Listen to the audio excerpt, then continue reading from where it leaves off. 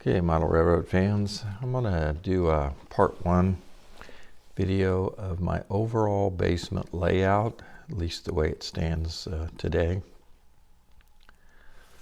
This is using AnyRail 6, and I've got multiple layers over here, so I can turn on and turn off different things as I look at it. But overall, you see the basement here. This is going to be the utility area. That's going to be about 9 feet wide. I'm going to have a door into it here and a door going into the train room here. These are the stairs up in here. And so it's quite long I call this the back room of the layout. It's 260 inches long. This part is indented. This gray is the concrete walls, and the bluish is will be studded walls. So I really spent a lot of time in the last week trying to figure out how to get my coal mine into the layout. And what I had to do is shorten up this distance here to the door, so I had room for my work table.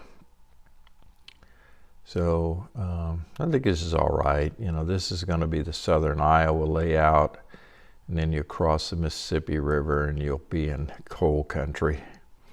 Never mind actual geography.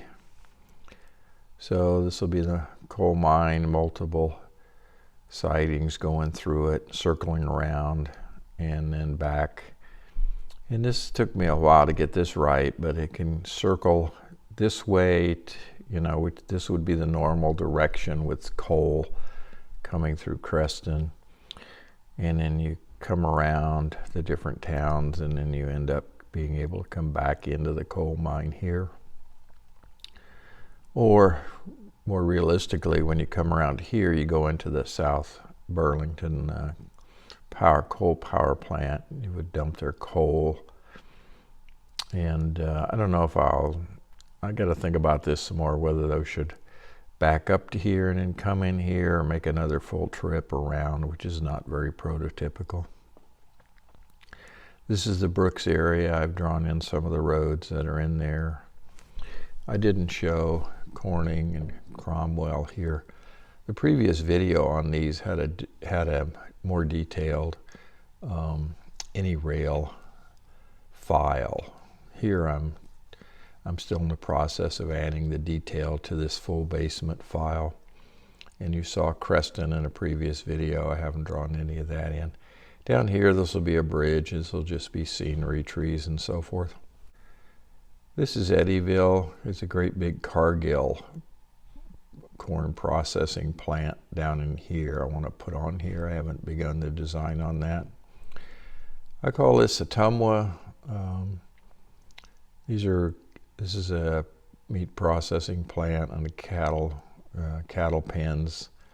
I haven't drawn the track through here. This is my cement plant. It would be a big spur for the cement trains to come through here.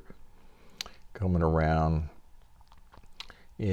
west of Burlington in Danville, there's a BNSF shop where they do repairs and so forth. And so this is my rail builders and some other railroad related repair shops down in here. I'll put those here.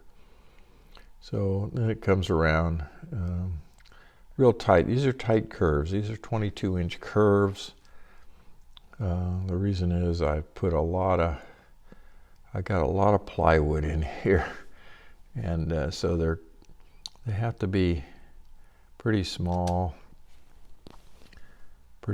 curves to get my aisles. So these are 36-inch aisles minimum.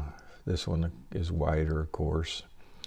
And I've got a drop down or a lift out bridge here for this section right here to be about 30 inches wide.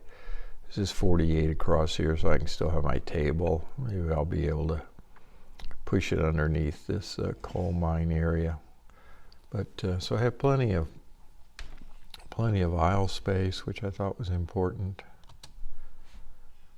Let me turn off that layer, and let me turn on the top layers to give you an idea of the width. Okay, so this is 18 inches. That's 30. I needed to cut those down a bit, so I had the aisle room. These are 36 over here. This one's 24 down here, 36. This is 40 across here, so I get that curve, or maybe it's a little over 40. I can't quite read it. To get my 22-inch radius curve, that must be 48. Burlington is 36, so I think it fits pretty good. This is 40 inches wide here, so that's kind of the way the space looks, and yeah, I think I'm getting happy with it, as I've said in my old videos. But this needs more work. This Ottumwa section needs more work. The way I had to bend it around here is going to make it a little difficult to do much with it. And in Eddyville, I'll have to design that. So I've done most of Creston design. Eddyville I haven't started, and Ottumwa I haven't done much work on. So I still have a couple of weeks work here before I start buying lumber. I'm hoping the prices will come down. And let me see, just to give you an idea, I've numbered the pieces of plywood, 4x8 plywood I have to buy. So here's plywood number 1 and 2, but since those are not full 4 feet, I can use the cutoff parts over here. Same thing, this is 36 wide, so I can use a couple of these down here to get my 24. So tried to minimize the investment, but I'm still looking at, looks like 13 sheets of 4x8 plywood, which at over $40 is a pretty substantial amount of investment. That doesn't count the legs or the stringers for supporting the plywood. So just an update on where the track planning stands today. Thanks for watching.